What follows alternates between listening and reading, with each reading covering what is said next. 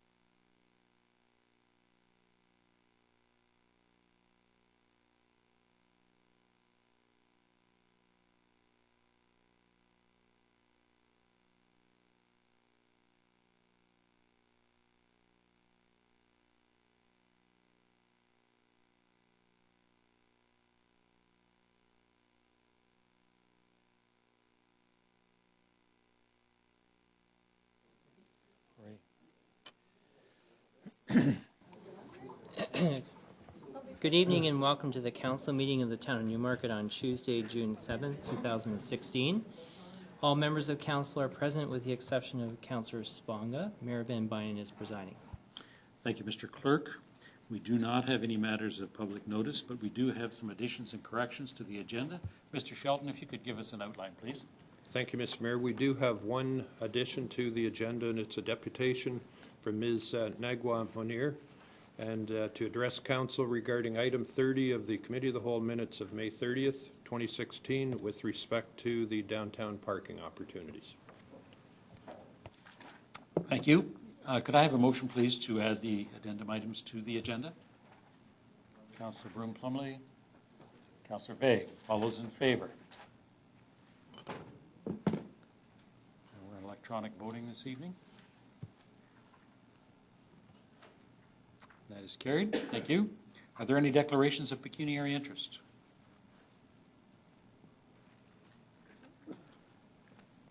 There is an item regarding the clock tower, which I've declared a conflict, but it's a deputation, so I'm not sure what it's going to be discussed. Yeah, you might want to. Thank you, Mr. Mayor. I noticed, well, there is a deputation on the clock tower, and I've declared a pecuniary interest in that project, so I will not be commenting on that deputation. Thank you. Any other declarations? Being none, then we'll go forward with the presentation from Superintendent Mark Brown and Paulo da Silva, York Region Police. And as noted in the agenda, this presentation has been allocated 20 minutes.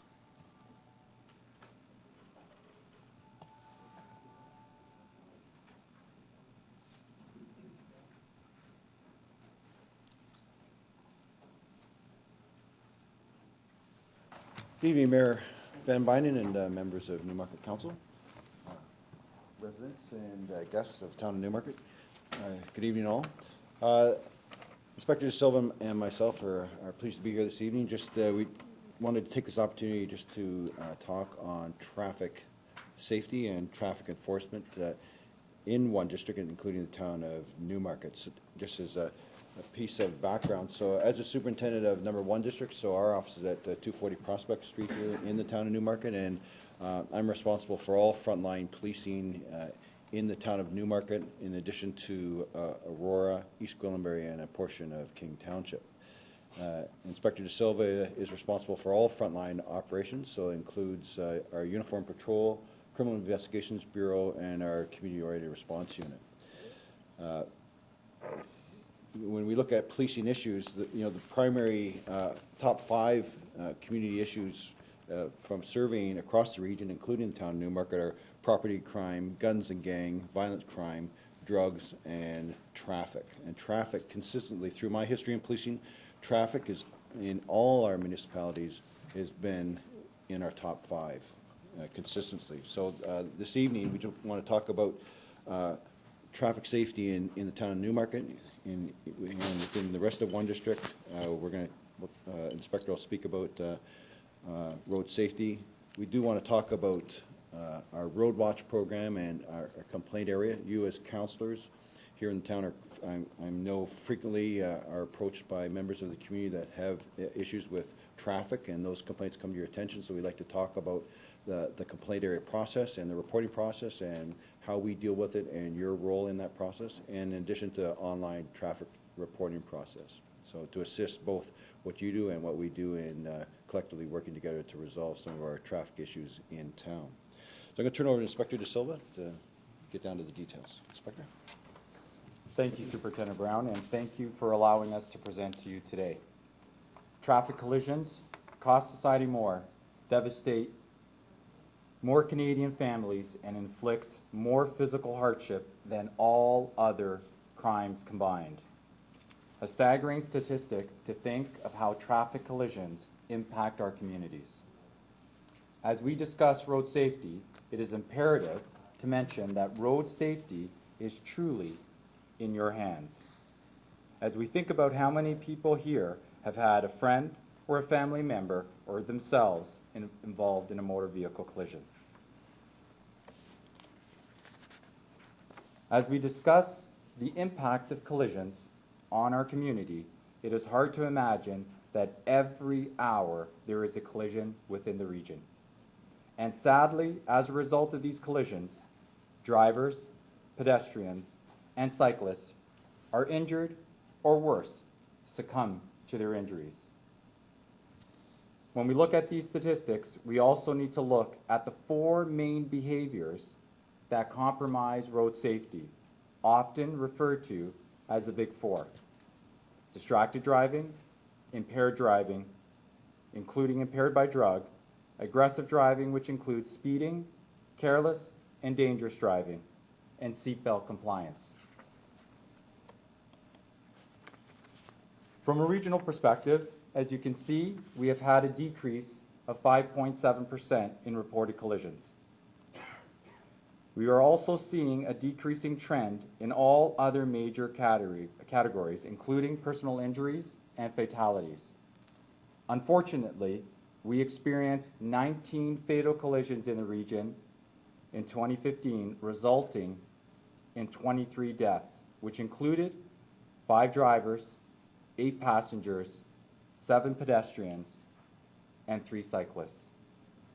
From a one district perspective, we've had a total of 2,485 collisions in 2015, of which 428 resulted in injuries and 6 persons lost their lives, representing a 10% decrease in collisions and 37% decrease in fatals over 2015.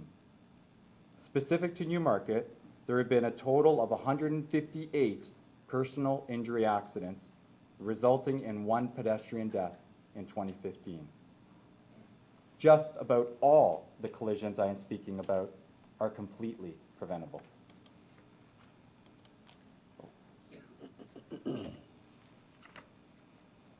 Impaired driving remains the #1 criminal cause of death in Canada. It is also an offense to drive with a blood alcohol concentration in excess of 80 milligrams per 100 milliliters of blood. As we can see from our regional statistics, we are witnessing an increase in impaired and over 80 violations. During this past weekend alone, York Regional Police encountered 12 impaired incidents, both drug and alcohol, 2 within one district. For the 2015 year, one district experienced a 10.9% increase in impaired operation-related offenses, a 9% increase in impaired and over 80 related offenses, and a 3-fold increase in impaired by drug offenses. Of interest, Stats Canada 2011 reported the highest impaired driving rates were recorded for those aged 20 to 24. The rates then declined with increasing age. Within our region, our 2015 stats are very similar, with the highest impaired driving rates recorded for those aged 25 to 29 at 18% and 20 to 24 at 16%. Just as collisions are preventable, so is impaired driving.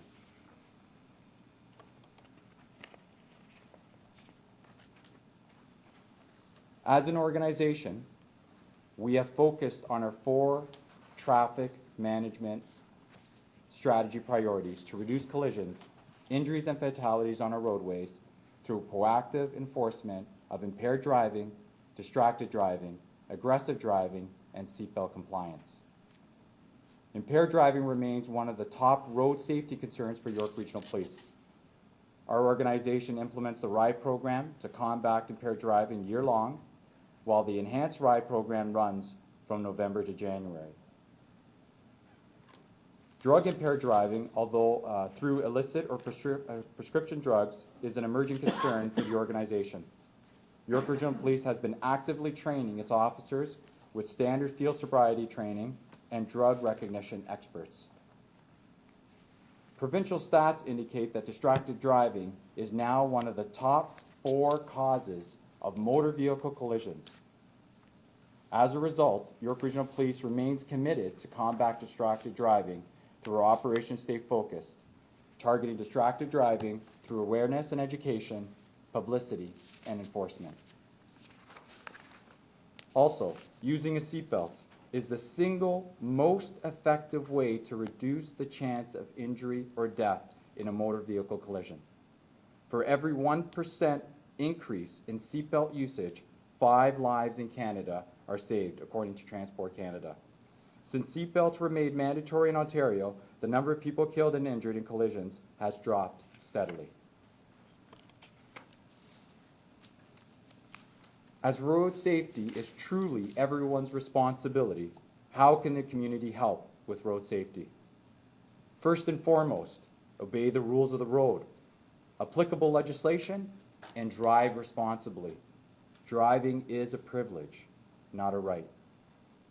Ignore your smartphone device and make driving a priority.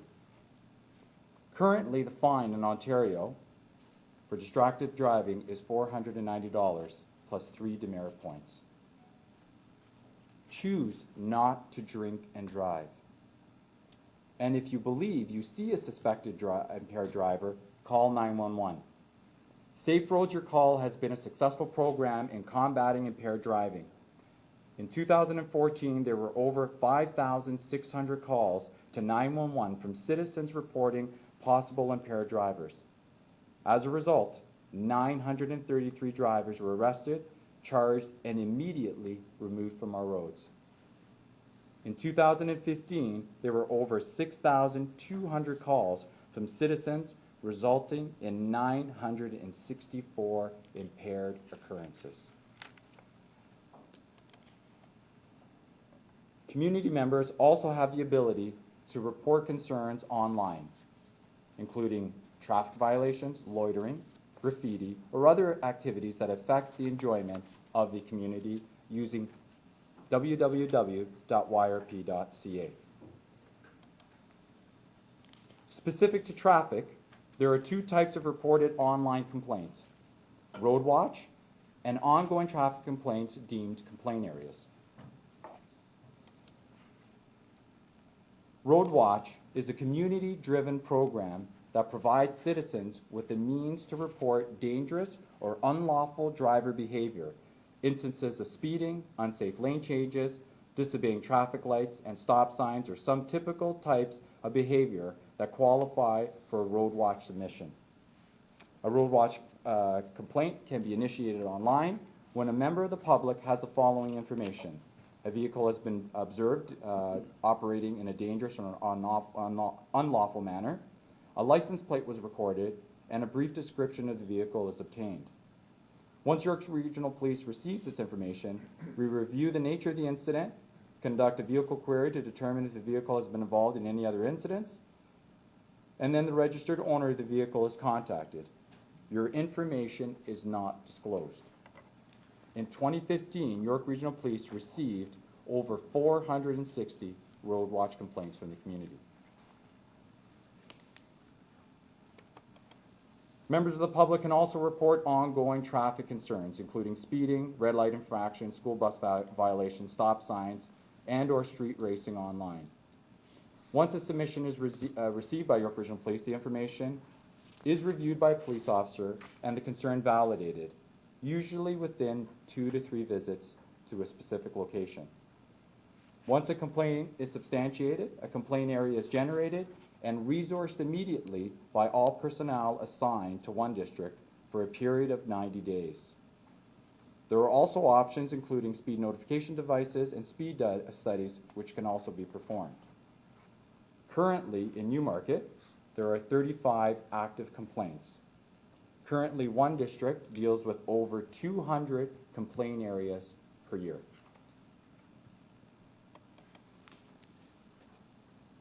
As stated, road safety is everyone's responsibility, and we continue to work with the community through providing educational programs such as traffic safety at the Community Safety Village for young children, Citizens Academy, Seniors Academy. We have pamphlets. We have various community engagement events, such as the attending with the ride vehicle and educating the members of the public about impaired driving. We conduct traffic enforcement We have organized enforcement for ride, distracted driving, Project ABC, Project Erase, and commercial motor vehicles. And we use social media to educate the community through Facebook, Twitter, and Instagram.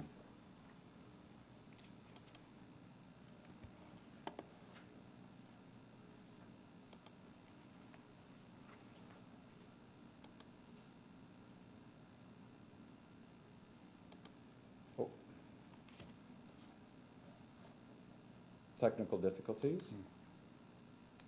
Obviously, so if the video doesn't work, we can carry on. Not a problem. It's okay.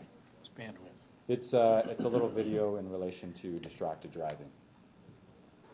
As previously mentioned, distracted driving is a contributing factor to collisions, and distracted driving is now the leading cause of accidents on our roads in Ontario, surpassing drunk driving. The Pledge to Ignore campaign is designed to help save lives and means making a commitment to yourself or a loved one not to use your cell phone while driving or walking near traffic. Our goal is to obtain as many pledges as possible from residents across York Region at york.ca /pledge to ignore, which includes a pledge counter that tracks the number of pledges received. Each pledge represents one less distracted driver. Members can go to the website and request a workplace kit, which includes everything a workplace needs to start a pledge challenge within their own workplace.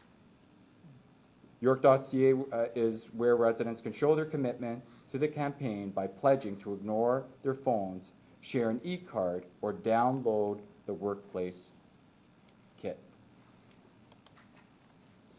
Thanks, Inspector. So, reducing fatalities and serious injuries caused by collisions on our roads has always been and continues to be one of the top priorities of York Regional Police. Achieving safety on our roads is a collaborative effort, and it begins with programs and initiatives developed by our Traffic Bureau and outlined in the YRP Traffic Management Strategy. And it requires police and community stakeholders to work together to ensure motorists, cyclists, pedestrians feel safe and secure on our roadways. On the slide before you are some of our partners that we work together with to ensure road safety. For policing, we've got the unique responsibility of enforcement, and also part of our duty is education, traffic safety education. When you look at York Region, all our MVC reports, motor vehicle collision reports, go to the region, and that's where the data, causes of accidents, if it's something to do with roads, that there's a responsibility on the engineering part, and that's the third piece. So enforcement, engineering, education, those three pieces are critical for road safety. Just moving forward, you as representatives of the town of Newmarket, you are one of our partners. When we look at traffic safety in the town of Newmarket, we take the complaints that you forward to us seriously, and that all helps to address some of our traffic concerns within the town of Newmarket. And I was remiss at the beginning of our presentation. With us, I have Administrative Assistant Patricia Wallace. So, Pat, if should you reach out to either the inspector or myself in relation to traffic issues in the town of Newmarket, frequently it'll be Patricia will be collecting that information at our office, and she is our point contact person on the administrative side for any complaint issues you have here in the town, in lieu of the inspector or myself. Penny, any questions? Thank you. Thank Any you. questions? Councillor Bazance, and then Regional Councillor. First of all, thank you very much for your presentation. I think it's very timely. I'm actually sponsoring a Ward 7 Information Night on June 21st, and one of your fellows will be there to talk about not only keeping sort of street safety, but also community safety. So I think it's timely. It's something that residents are very keen to know about. But my questions with respect to the Road Watch program relate to how we can perhaps get some signage, because I see in some other communities that there's lots of those Road Watch signs, and I think a lot of people aren't really aware of what Road Watch is or how to access it and so forth. And if you've got more signs in a community, it might make it more sort of top of mind or prevalent, or allow us as ward councillors an opportunity to do some education as well with our community and neighbors, so that they know what Road Watch is about and how it can help them. I think many of us would agree that the number one concern for a lot of our residents is street safety. And whether it's, you know, people speeding or rolling through stop signs, or just even challenges caused by the volume of cars on residential streets, it's becoming more of a concern and problem. And when we're often advised that the 3 E's are the approach to street safety: education, enforcement, and then engineering, because we tend to jump to the engineering answer, which is we all want speed bumps on every street, and we all want more stop signs and everything else. But I think that if you could help us with better awareness about the Road Watch program, what it is, how to access it, and perhaps some signage as well, that would help with the education and enforcement piece before having to, you know, go to looking at speed bumps and so forth. Is there any comment on that? I would just start off by saying the presentation really came down to road safety being everybody's responsibility. And more often than not, when we do attend some of these complaint areas and where we do look at incidents of Road Watch, you would be surprised to know that a lot of those individuals are individuals that live within those communities. And first and foremost, you have to take ownership and accountability yourself. And if you're driving within your community or somebody else's community, I would say that you have to make sure that you obey the laws that we all should be obeying when we get behind the wheel of a car, first and foremost. In terms of awareness of road safety, more than happy to partner with the town in relation to getting the word out and working to get more support from local communities to see if they can really engage themselves in terms of Road Watch. So that is not an issue at all. So would we contact you to get signs in the community? You can give me a call, and then we can discuss a go forward plan, and we're definitely we can put the right people in place to move that forward. Okay, thank you. Okay. Thank you. Regional Councillor? Well, thanks very much, Superintendent Brown and Inspector De Silva, and for the great presentation. And also, I think it should be said, thank you for, I think your social media presence, your community presence is outstanding, and your communications is very good. And I know I've seen you in attendance at many ward meetings, also talking about a lot of these issues, and obviously this is a great importance to our residents. I actually have a question. I'm just really curious about some of the numbers I heard there, and I might not have heard them correctly, but could you just go back to your numbers on Newmarket, specific numbers? You mentioned a couple there in relation to collisions, I think, and deaths. Yep, so we had one pedestrian fatality in 2015. And if you're looking for the... So one pedestrian fatality, is that different than your chart that says person killed? So you have 23 there. Is that, when you say pedestrian, is that different than, so that wouldn't necessarily be... It's still a fatality. It's a collision as a result of... But were there also collision deaths, or was there just that one? It was just the one in Okay. Newmarket, that's correct. All right, and your other number was, sorry? 988. Yeah, so 158 personal injury accidents resulting in one pedestrian death. That Right. was, So I just want to ask you about that. Now, I understand we don't have as many lane kilometers of regional roads, but we have a significant number of intersections. I know intersections can be key to fatalities, to collisions. I'm astounded by those numbers, and so I need some help understanding them, because if I'm correct, one district is just under 200,000 in population, roughly, which would mean Newmarket's about 45% of that. So if Newmarket's 45% of that, what you've just told me is when it comes to personal injury collisions and persons killed, we represent about 5%, even though we represent 45% of the population, which is astounding to me. Yes, and there's, without going into detailed analysis, but there's some things, for instance,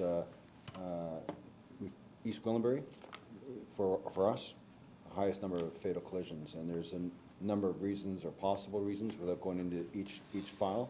Some is more open space, higher speeds. We look in town, the opportunity for high speeds is significantly reduced. Yeah. We do have some high collision intersections, so For your sake. Young and Davis, obviously a big intersection and a lot of traffic moving through there, so that is a very high collision area within town. So just, so for 2015, just in total, in terms of total number of collisions, Yep. there was 1,109 reportable collisions, of which 950 were property damage, 158 resulted in some type of personal injury, and one was a fatality, which involved a pedestrian. And those were all Newmarket numbers. That is correct. Which again, I just find interesting, but that's ranging between 5 and 10%, each one of those ones that you just listed. For the population, that represents 45%. So, and I think obviously some of the open space, the higher speeds, but obviously, just your collisions alone. Just the motor one- vehicle collisions don't have to, they can be soft, slow ones, and with the number of intersections we have, I'm amazed we're And representing less than the 10%. The one stat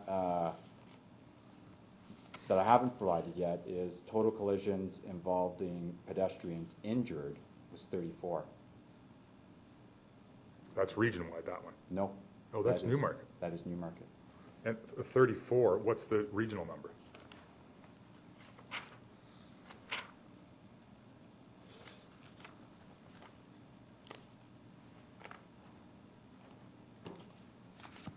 I don't have the regional number of pedestrians only. Okay, if you get it in the future, I'd be curious. I mean, Yeah.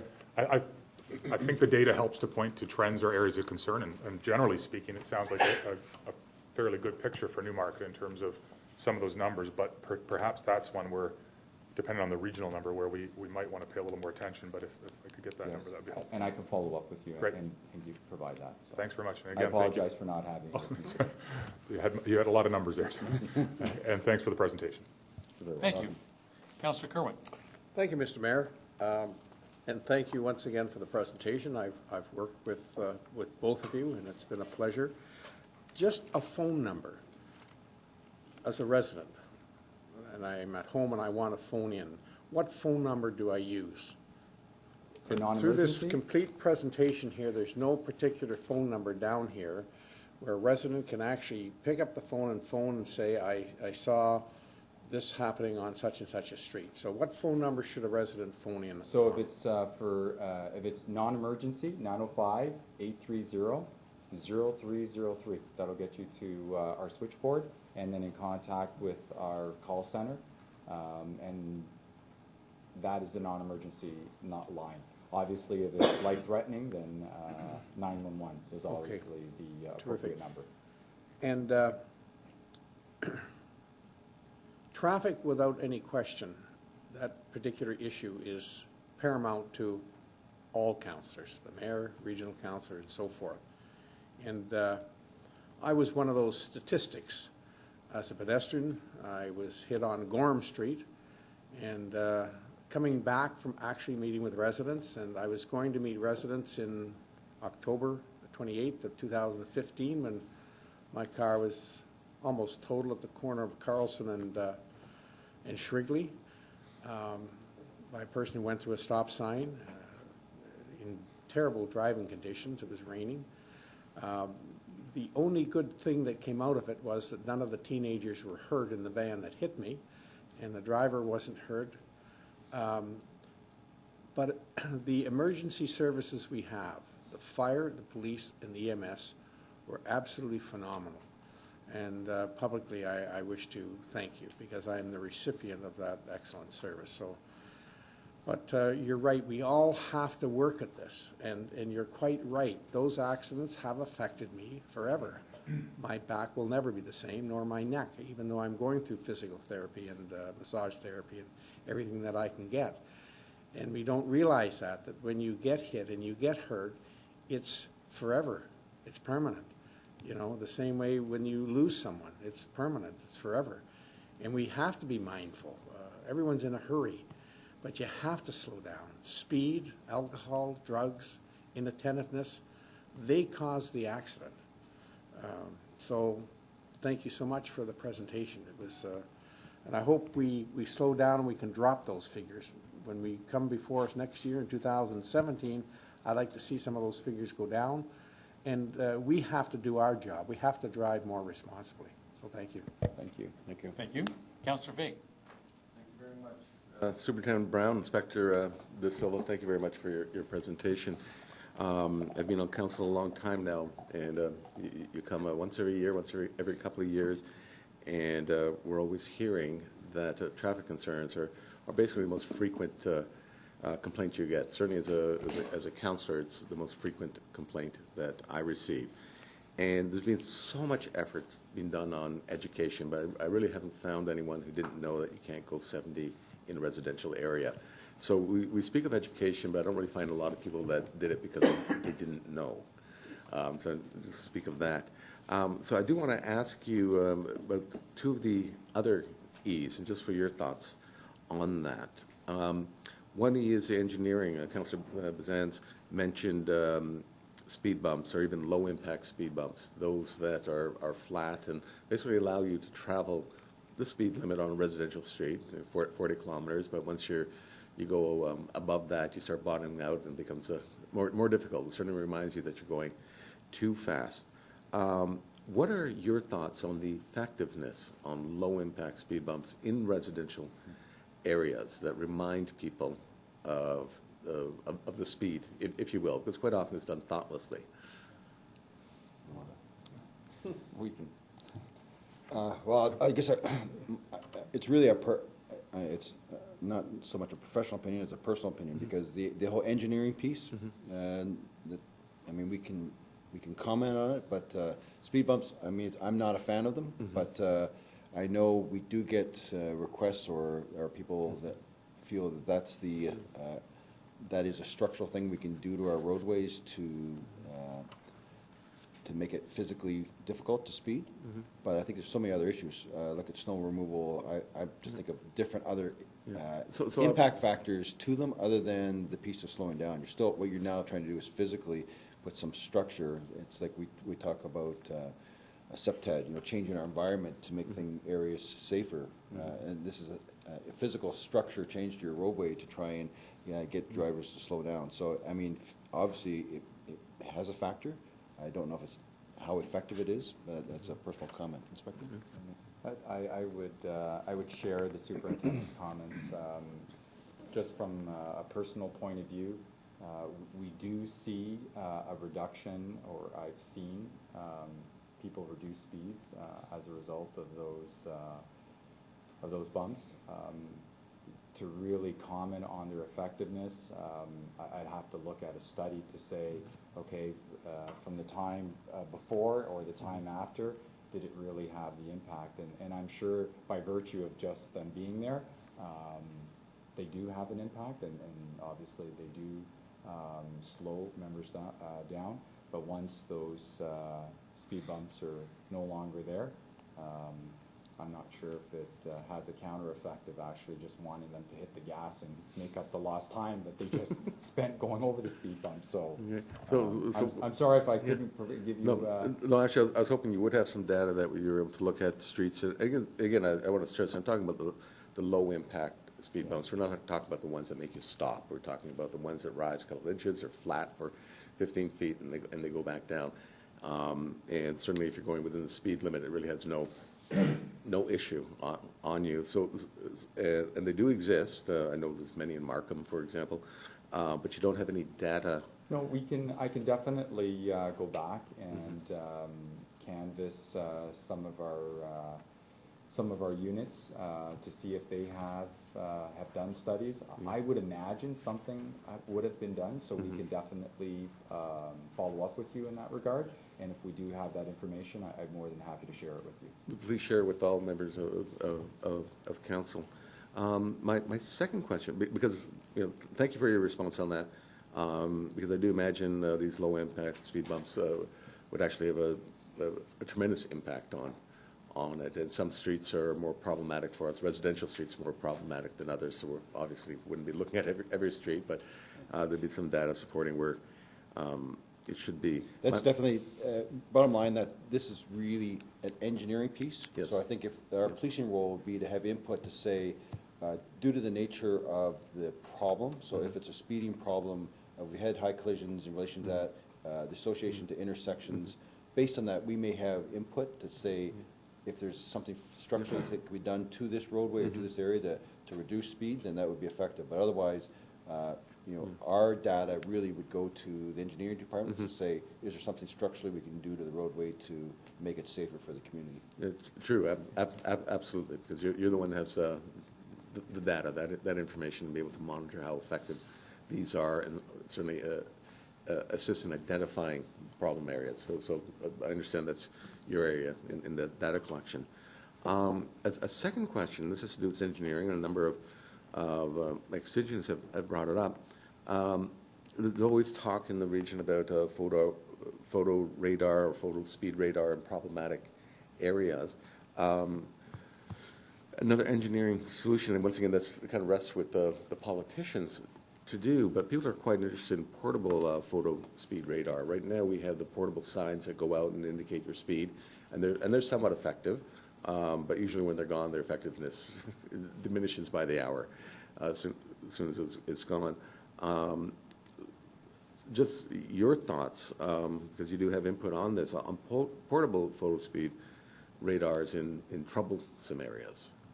And I know it's really a political, but from a policing perspective, because you can't, when we talk about enforcement, everybody wants a cop on the corner. But we certainly don't have, it's not a very efficient use of our dollars. It's not very efficient to have lots of police officers out with the radar guns doing that too, but we do have technology that can support you. So perhaps you can give us your thoughts, just from a policing perspective, on portable photo speed radar that can go into some streets on residential areas where it's been identified that it's problematic. Are you referring to the not photo radar? That's correct. So specifically to photo radar, obviously that would be something that would have to be legislated by the province. It would have to be enacted. Prior to when it was around, obviously it did have an impact, and obviously the province and policing across the province are looking at different mechanisms to be more effective, and obviously that would be one area that potentially can be explored, but from a policing perspective, it would really be in the hands of the politicians to make that decision whether or not it is implemented or not, or legislated back. Okay. All right. Thank you again very much for your presentation. This is a fascinating topic, and it's something so many people here in the town are quite interested in and quite concerned about too. Thank you. Now, I attended a couple of the modernizing policing workshops, and I was happy to see that both of you were participating in each one of those. And I think you'll recall that there was the question about technologically enhanced enforcement, which is really code for photo radar and red light cameras. And if I recall correctly, all of the participants unanimously supported that as a way of enhancing the service level of enforcement for policing. So that was it. I have Mayor in the Square once a month down on the Riverwalk Commons, and the Road Watch program has often been requested. The one question that I haven't been able to answer is if someone has a cell phone, takes a picture of the license plate, it's hard to get them when they're coming forward, but as they're leaving. Can they send that in on the Road Watch as a method of reporting? I do not believe our current online process supports photos being submitted, but that is definitely an enhancement to our online reporting system that we can definitely take back. We presented to East Gwillimbury this morning, and they also made a similar suggestion in relation to our complaint areas and a mechanism for people that report items online to receive an outcome. If they reporting, everyone likes to know what happened at the end of the 90 days. So that was a suggestion put forth by council this morning, And likewise, we will definitely look into that and see whether or not that's an option. It is a very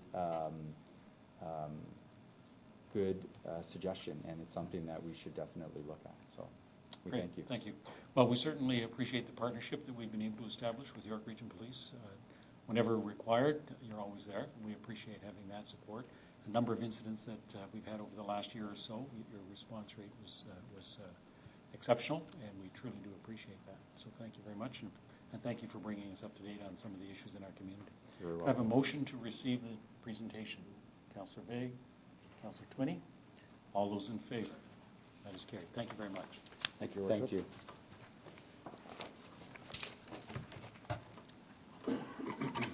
First item then is a deputation from Mrs. Margaret Davis. We allow up to 5 minutes. Ms. Davis.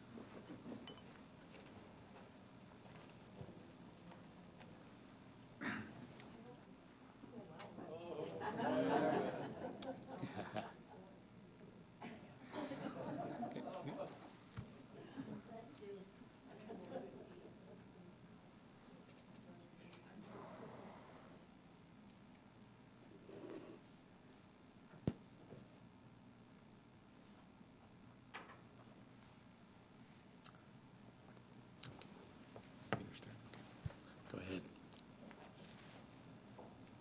Good evening, Mayor and Councilors. I am here tonight representing the Newmarket Committee for Heritage Conservation. We are a group of citizens opposing the clock tower development. I wish to formally present our online petition to the town, calling on the town to abide by its own 3-story height limit in the Downtown Heritage District and the town plan. The Heritage Advisory Committee, from whom council seeks advice, voted unanimously against the development. The business improvement area have vehemently opposed the plan.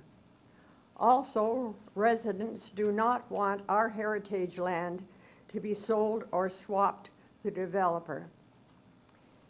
1,213 online signatures, along with many, many comments, were received in 2 months, and the vast majority were from Newmarket and others that have Newmarket connections. Another petition in favor of the development received 220 signees, a very, very small number in comparison to our 1,213. Our paper petition continues. Please have the petition and comments by the signees referred to the town planning staff, who are preparing a report to council. We have a wonderful petition here. We have all the dates and names and the origin of all the people that voted for our petition. Also, there are many, many pages of comments that people took time to express regarding their thoughts about Newmarket and its future. I hope that the council will have a chance to peruse them. We also have on the front a rundown of where these votes came from. The percentage, 71.8 was Newmarket, 4.5 Aurora, 4.0 Toronto, East Gwillimbury 2.5, Richmond Hill 1.7, Bradford, West Gwillimbury 1.5, Georgina 1%, Markham 0.7, Holland Landing 0.7, Barrie 0.6, Sharon 0.5, and other locations 10.6. We even had one, I'm sure we will count, from Kuala Lumpur. Thank you. Thank you. Thank you. Are there any questions of clarification? Pardon? Any questions of clarification Oh, yeah. from members of council? Anybody have any questions? Okay, thank you. Well, are you able to leave that information with the Oh, clerk? yes, Or have I you already will. sent it in? Oh, Okay. yeah. Be appropriate then to I receive? do wish we had an envelope for it, but Be appropriate for us then to receive the deputation and refer the petition Thanks to our very much. planning staff. Take Can I have a care. motion to that effect? Councillor Brumpley Okay. and Councillor Bazans. All those in favor? Oh, just a minute before we vote. Councillor Kerwin?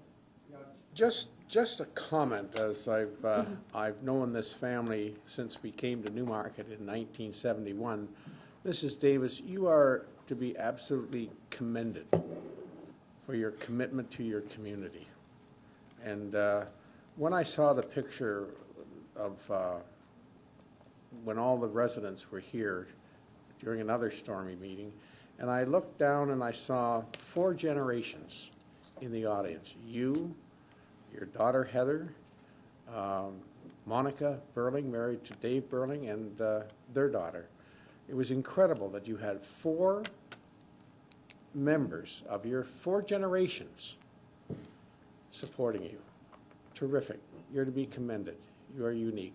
So thank you so much for your commitment to retaining the heritage of Newmarket. Thank you. well, thank you for those comments. All right, I'll call for the vote. All those in favor of receiving the deputation? Thank I you. have been in town 70 years, and I love this town, and I am terribly interested in seeing our Main Street preserved. Thank you. Thank you. Okay. Our next deputation is Ms. Nagwar Munir, and this is in relation to item number 30 of our Committee of the Whole, and that's relative to the parking for Ferry Lake. So we allow up to 5 minutes if. Good evening, Mr. Mayor, members of council. I read about the idea of increasing the parking spots to have downtown parking, and that you are going to build some or arrange for some to be behind the cachet, and that's okay. But the ones that you're going to do in Ferry Lake, I was wondering if you thought about how we get out of Ferry Lake. I understand you have a problem to get out from this property and turning left, even though it's a bit easier here because you have a turning lane.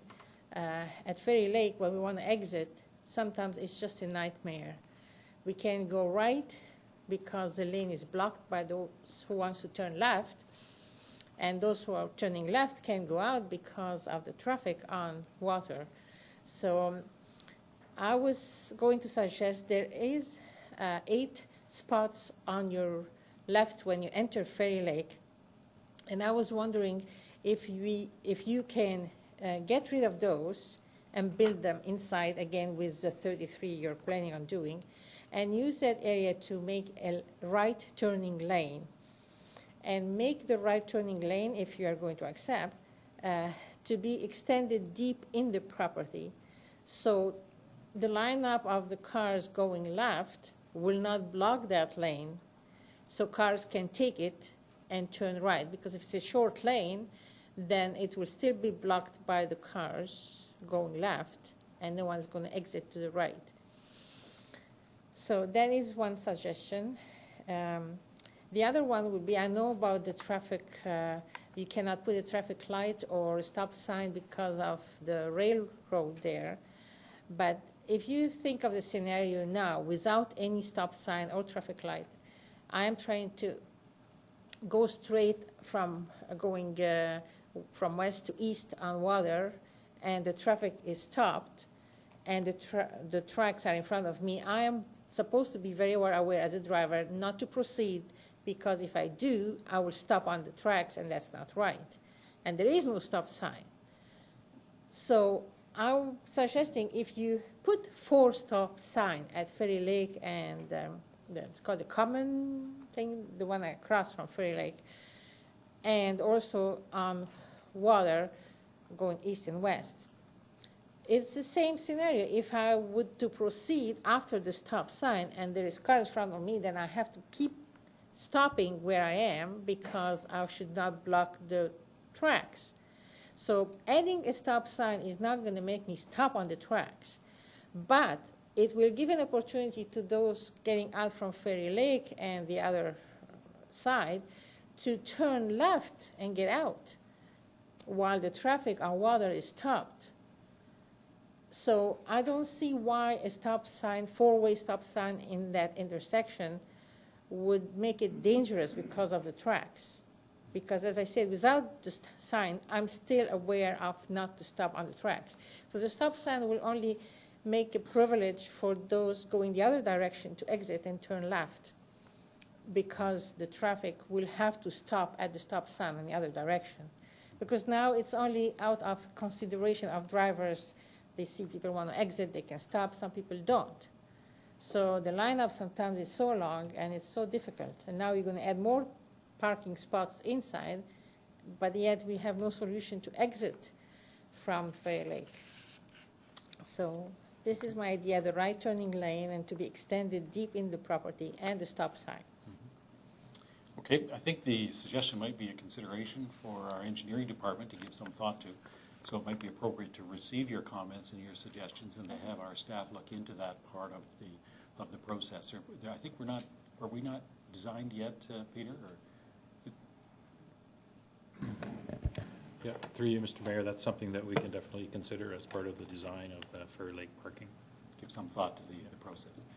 Okay, thank you. Appreciate you bringing the ideas forward. Are there any questions or clarification from members of council? There being none, okay. Could I have a motion then to receive this deputation and refer to staff? Councillor Twinney and Regional Councillor. All those in favor? That is carried. Thank you very much. Thank you. Remember electronically as well. Okay, we're good. That's carried. Next item is the council minutes of May the 16th. You have the minutes. They've been distributed. Are there any corrections? There being none, could I have a motion, please? Councillor Begg, Councillor Kerwin. All those in favor?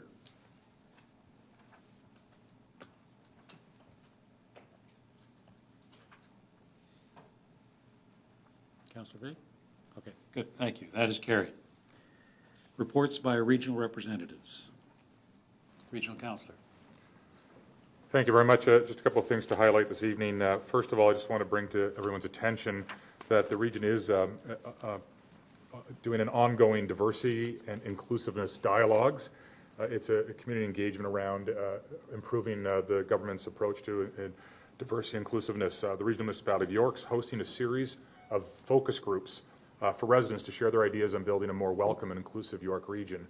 Newmarket is co-hosting a meeting here in Newmarket, and there's also a staff working group that's looking into this, and I know our clerk Andrew Brower and other member staff is involved in that effort to try to look at improvements in this area. And so the Newmarket, the meeting in Newmarket will be at the town hall here in the council chambers on Thursday, June the 16th. So Thursday, June the 16th from 6:30 to 8 p.m. here at the council chambers. So anybody... Oh, sorry, it's been moved. The meeting's been moved as we speak. It's same date and time, but it's in Kane A and B. So it's here at the town offices, and it's a meeting room just a little further down the hall. But it's June the 16th from 6:30 to 8 p.m. And again, the discussions will provide residents with the opportunity to share their views and hear from others on all different dimensions of diversity and inclusion. And feedback from these discussions will help York Region develop a common vision for creating a more inclusive community. I'd also like to just highlight, I think, a fairly significant moment or a report coming to Regional Council this cycle, or actually tomorrow at committee. And it's the Regional Municipalities Transportation Master Plan. This has been an ongoing project for some time. I've sat on the task force for the past year or more, moving this document along. It's a very comprehensive document looking at our transportation, transit, and movement needs that can include everything from cycling, pedestrian movement, all types of mobility. To put in perspective, today we're at population now. It's amazing, but the population of York Region is about 1.16 million people. This master plan is looking out to 2041, at which time we're projected to be 1.8 million people. So you're talking about adding over 600,000 people in that time period. And so in about a 25-year time period, you're adding a fairly large city to our region. And so in order to do that and to do it effectively, we have to plan far out. And then there's a lot of good signs about things in terms of moving people that are occurring. We know we've seen the Highway 404 extended into Georgina. The regional all-day go service, RER, is moving forward to electrification and a 15-minute service and to Aurora, 30-minute service to Newmarket, which will be a significant advancement. And they are in 2017, the first subway in the York region into the Spadina line into Vaughan will open. And just this past week, I was at the announcement for the engineering, the $55 million towards advancing engineering and planning and design on the subway into Richmond Hill, which will be 2 subway lines coming into York region. So those are some significant advancements, and they're captured in here, but there's a lot more. This document even looks at things like the driverless car, other ways of moving people the last mile from the end of transit home, whether that's in partnership with other mobility services, private or public. So there's been a lot of public consultation that's gone into this document. We recognize that in order for this to be successful through 2041, we're going to need partnerships with other levels of government, both federal and provincial, and we certainly have seen some good signs recently provincially, most particularly that recent announcement on the subway to Richmond Hill, which has been our #1 priority for some time now. But to put it in perspective, this document is calling for and laying out a plan that will include, through 2041, about $8.9 billion in expenditures in transit, about $7.6 billion in expenditures related to roads, and about another $5.6 billion in keeping things in a state of good repair, as they call it, or maintenance, et cetera. So this over $20 billion program is what we believe is necessary to make sure that we're moving people and goods the way we need to through 2041 as we expand by over 600,000 people.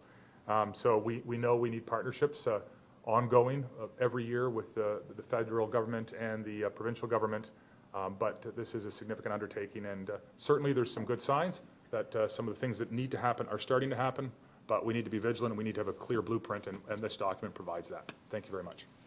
Thank you. Any questions? We'll go forward then to the reports of committee and staff. Committee of the Whole minutes of May the 30th. Are there any items that members of council wish dealt with separately?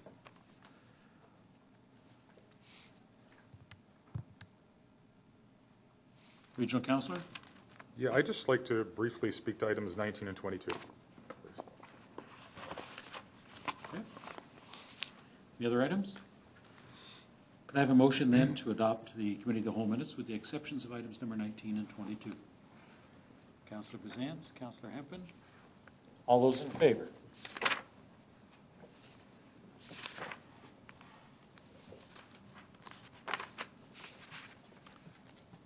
That is carried.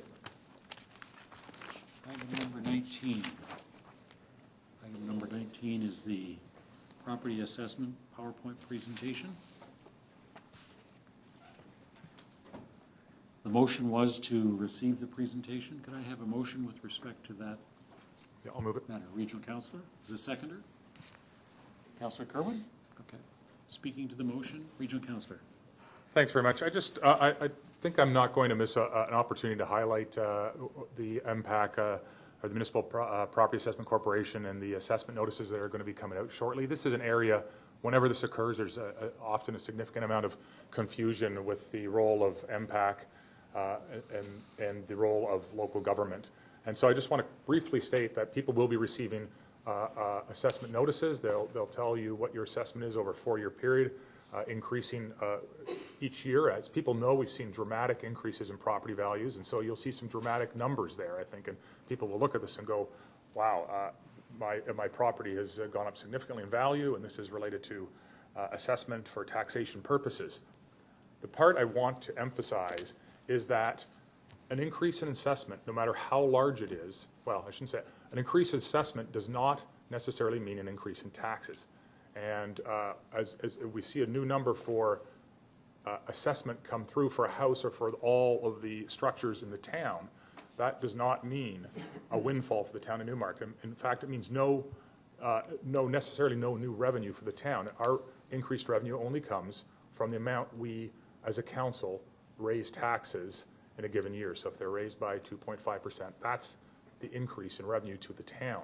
And so in terms of your assessment that you'll receive and the numbers you see there, if Newmarket is going to see roughly a 9.8% on average increase, and within the municipal boundaries of Newmarket, and that goes for Markham or any other community, within the municipal boundaries of Newmarket, if your property value goes up exactly 9.8%, or roughly 9.8%, which is the average, then you'll see no change.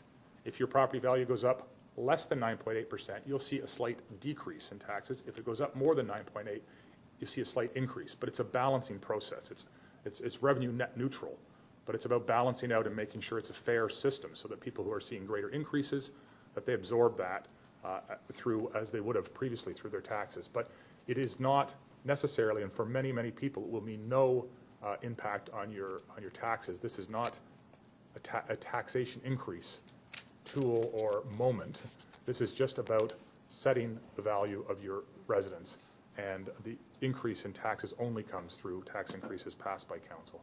And so I really want to, just as every opportunity, try to clarify that, because there's often a great deal of confusion. I had some people this morning saying, you know, I heard the assessment's coming, and I know my property's going up, and you know, a lot, and it's going to be up a lot in value. My taxes are going to be going through the roof. It's not the case. It's not. So hopefully people understand that works. We'll be putting out more information as a town. MPAC will be putting out information, but we hope to try to clarify that picture. If anybody still has any questions or confusion, they can contact our treasurer, myself, or anyone else to ask more questions to understand the process more fully, or MPAC, obviously. Okay. Councillor Kerwin? No comment. Okay. Regional Council has expressed it excellently. Okay. So a couple of things to clarify is the tax bills that go out today, or that will be going out over the next few days, are based on the earlier assessment, so your 2016.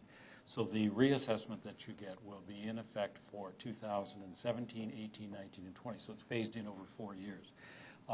And there will also be, there's also a brochure that will be accompanying the tax bills to give you some information points and some data about the taxes and how they're spent. And I think that should be coming out shortly. So there's additional information and additional contact points if you have any questions with the municipality as well. So hopefully all that additional information will help. Regional Councillor? I'll just add, and I believe we have it on our website, but I'll just add that it might sound funny, but there's actually some very good, relatively short videos on YouTube about understanding property reassessment or property assessment and the impact on your taxes. So that's another source for some information, and we'll be sharing those as well. Great. Thank you. No further discussion? All those in favor?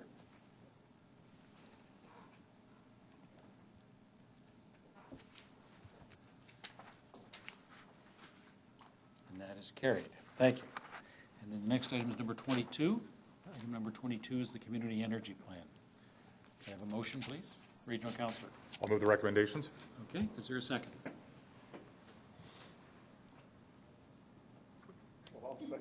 Okay, Councillor Kerwin. Okay, speaking to the motion. Thanks very much. This again, I just want to take the opportunity to highlight this item on our agenda. I think it's a significant item on our agenda, even in an annual cycle. This is a community energy plan. The community energy plans are now mandated by the province of Ontario, and in this case, the province of Ontario has provided some funding towards ourselves and other municipalities to move through this process.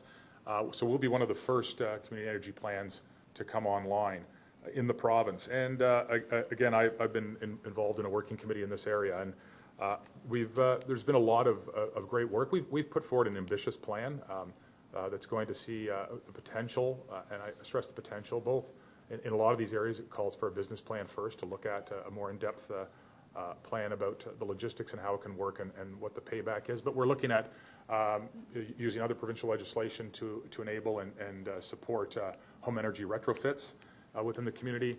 And we're also going to be exploring different forms of localized energy from district energy to combined heat and power, et cetera, and to see where those might or might not be applicable in the town of Newmarket. This plan sets some targets for emission reduction, and it also provides a blueprint for energy sustainability, which is becoming increasingly important. A shockingly large amount of money is spent every year by the residents of Newmarket on energy, and the vast majority of those dollars leave our community in various forms. And so some of this energy planning will be also a form of economic development and a way of keeping dollars within our community.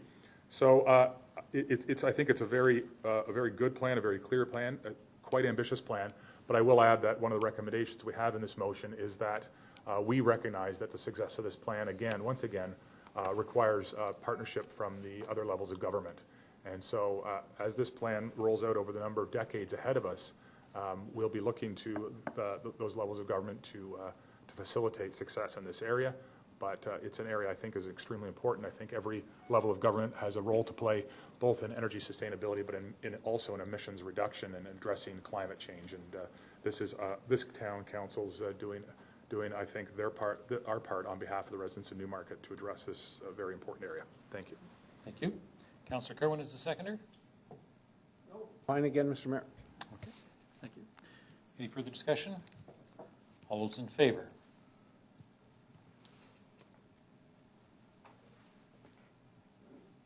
And that is carried. Next item is bylaws. Mr. Clerk, if you could recite the bylaws for us, please. Yes, Mr. Mayor. Bylaw 2016-26 is the tax levy bylaw for the 2016 budget year. Bylaw 2016-27 appoints provincial offences officers. Bylaw 2016-28 regulates signs in the town of Newmarket. Bylaw 2016-29 regulates outdoor serving areas in the town of Newmarket, and those two bylaws were matters of housekeeping. And Bylaw 2016-30 appoints individuals to the Accessibility Advisory Committee and Newmarket Environmental Advisory Committee. I have a motion with respect to the bylaws, please. Councillor Kerwin, seconder. Yes, Councillor Pezance. Okay. I'm moving. Does someone move the bylaws? I took your as the and then mover, and then Councillor Pezance. Great. And then I would just like to look at number bylaw 2016-27, and for the clerk to explain to the residents of Newmarket exactly what a provincial offences officer is, Mr. Mayor. Okay. Okay, could you do that, Mr. Clerk? Go ahead, Mr. Brower. Sure, Mr. Mayor. The provincial offences officer is a bylaw enforcement officer for the town. So these are individuals that work within the town's legislative services department, or they may be contracted by the town on behalf of a private owner to do parking enforcement, for example. Okay. Thank you. As a seconder? Councillor Pezance, no comments? Okay. Any further discussions? All those in favor?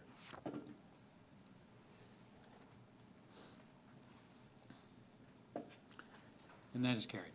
Thank you. Are there any notices of motion? Councillor Pezance. Yes, Mr. Mayor, I'd like to bring forward a motion to ask staff to explore various alternative methods of conducting Committee of the Whole and Council meetings in order to respond to community needs by providing greater access to Council's deliberations to ensure maximum public participation. And specifically what I'm interested in looking at alternative ways of ensuring that our council discussions do get broader public engagement, as well as opportunities for the public to either participate or to view. We've been hearing comments about some of the council meetings being relatively short and quick, but the reality is that a lot of the discussion and debate in the issues takes place in the Committee of the Whole meetings. The Committee of the Whole meetings are held during the day, which sometimes precludes residents from being able to take time off work to do deputations. It's also only streamed on computer, and if you don't have a computer that has access to broadband, you might be spending a lot of time just trying to watch something. It's difficult, whereas the council meetings are broadcast on Rogers TV. So I think that if we could look at different ways of truly making the discussions, the debates that take place more accessible, via the time of day and when we hold those meetings, I think would be beneficial and support our strategic objective for more public engagement and participation. Thank you, and that'll come forward in this committee of the whole. That's correct. Perfect, thank you. Any other notices of motion? Being none, are there any motions? Announcements and community events. Councillor Begg, let's start with you. Thank you very much. Just like to know that residents are invited to drop in public information center about Lions Park on Darcy Street regarding drainage improvements. This information center will happen on Thursday, June 9th from 6 to 8 in the evening right here in the council chambers at our municipal offices. And the purpose of this is to review and gather feedback on the existing area conditions and evaluate and review alternative solutions for the drainage system at Lions Park. Project drawings will be on display, and representatives from the town of Newmarket, Lake Simcoe Conservation Authority, and the town's consulting engineer will be available to answer questions. And if you would like more information, if you'd like to attend, please contact Jen Slyhouse.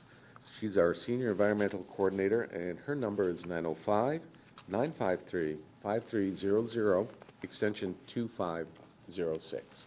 Thank you. Thank you. Councillor Kerwin. Thank you, Mr. Mayor.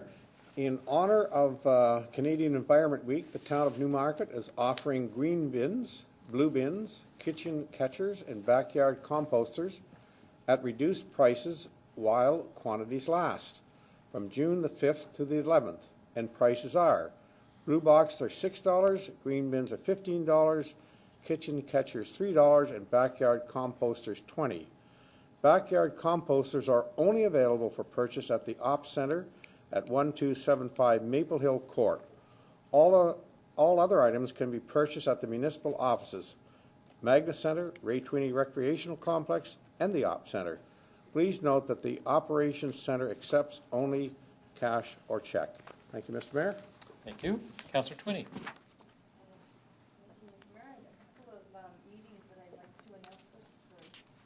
My button wasn't on. A couple of meetings that I'd like to announce tonight that are coming up. First one is my ward meeting that I'm having next Tuesday, June the 14th at 7 p.m. at the Community Center on Doug Duncan Drive. This time we are going to be having York Region and Viva will be doing a presentation on transportation, traffic management, and growth.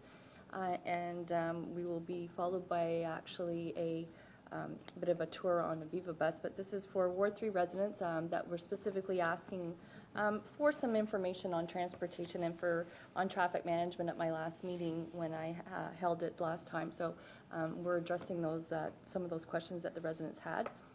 And also the town of Newmarket and myself are encouraging residents to drop into an open house, and this is regarding the potential development concept that is being looked at for the Hollingsworth Arena site that abuts the lands also to the south on 35 Patterson Street, 693 Davis Drive, and then next to that 713 Davis Drive. This open house is going to be held on Thursday, June 22nd. Doors open at 6 o'clock. There will be a presentation at 6:30, and this is being held at the Community Center in the two halls there. And the purpose of the meeting, this is not a statutory meeting. It is a non-statutory meeting, and it is being held by the proponent, who is San Michael Homes. And he will be there doing a presentation on a couple of concepts that he has. And I really encourage my residents to come out, from all of the town to come out, but obviously specifically to the residents from my ward as well that have addressed quite a bit of concern or want to know what's happening with that particular development. So again, that's going to be on Thursday, June 22nd, taking place. Doors open 6 o'clock. Presentation at 6:30, and then it's at Thursday, June 22nd, at the Community Center. So I hope to see you there. Thank you. Thank you. Regional Councillor. Thanks very much. Two items I wanted to mention. First one is on June the 12th, Sunday, June the 12th, Voices of Joy, which is an all-ability choir here in Newmarket that's been practicing and singing together for a very long time. I think they sang it even the Blue Jays game once. They're having their annual fundraising concert. It's It's just a voluntary donation, so there's no charge. It's at St. Paul's Anglican Church at 277 Church Street. So that's at 4 p.m. on June the 12th, and it's the Voices of Joy annual spring concert. The other one I wanted to bring to people's attention is that on the same day, June the 12th, on Sunday, is the 66th annual Decoration Day hosted by the Newmarket Veterans Association. This is at the Veterans Plot at the Newmarket Cemetery on Main Street North.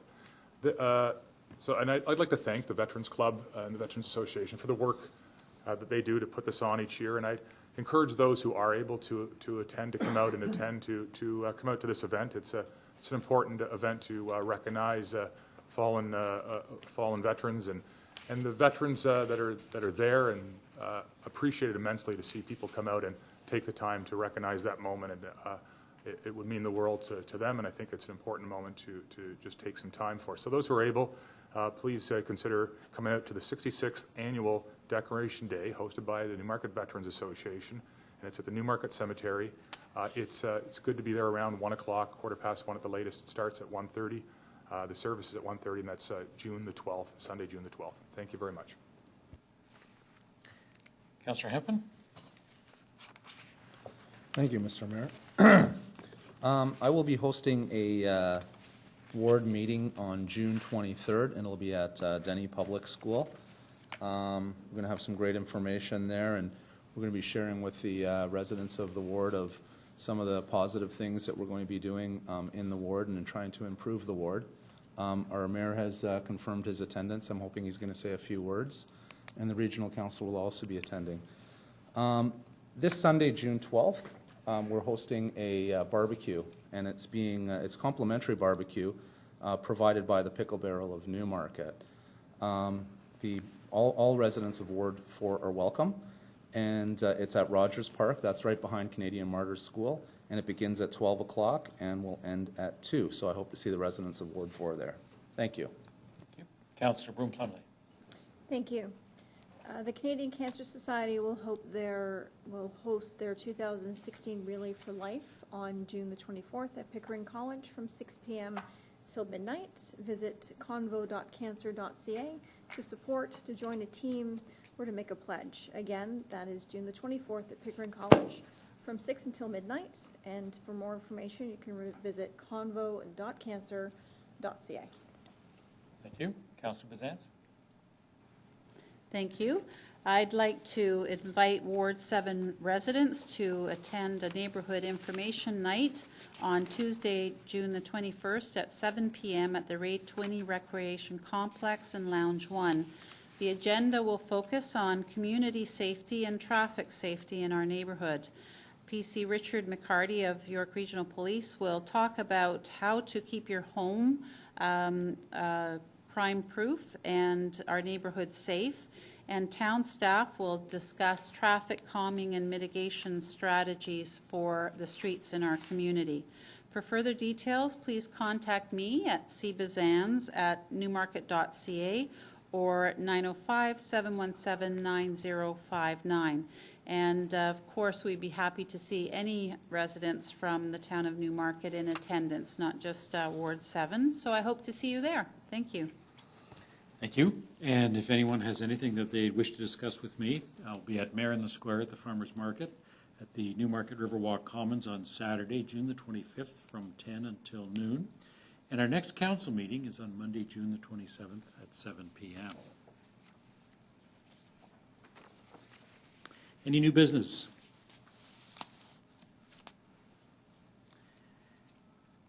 There's no requirement for a closed session. Confirmatory bylaw. Councillor Vague, Councillor Twinney. All those in favor?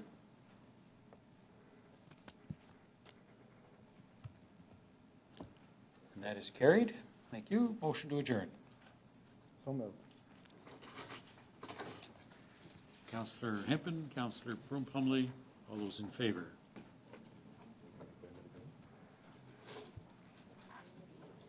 Councillor Bazans? Councillor Kerwin? That's okay. Great. And that is carried. Thank you.